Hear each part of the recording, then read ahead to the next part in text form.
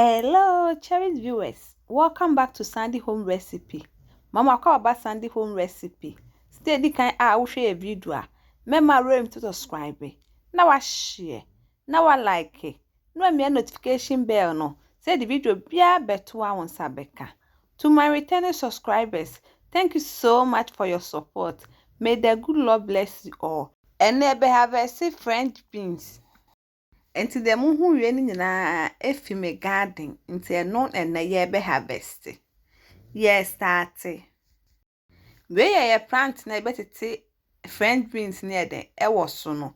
Enti de di ka no behwe di anyi no no watete. Di anyi ye no agya to wo. After 3 days no behwe se anyi a ansa na wa ye den watete.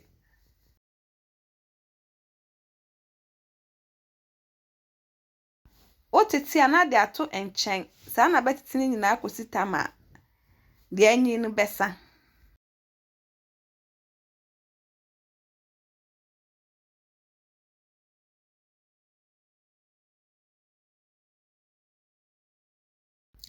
Please, if you are new to our channel, don't forget to subscribe, share, like, and also click the bell icon to get new video we will post. To be persuaded at it.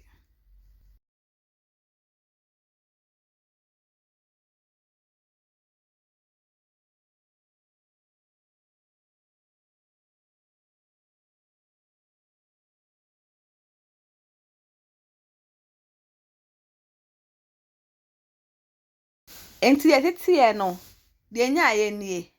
Wo pese e wo store so a, wo betwitwa ne ti ne ene ne to no. Na wa hohoro ho. Wo hu wie a, na wa menso ne eden afiri ho. Na wa store wo freezer.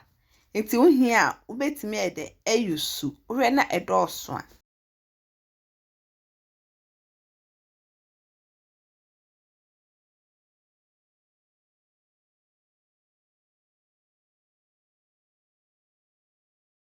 Now this is how I harvest my French beans. Please like this video and subscribe to our channel. Thank you so much for watching.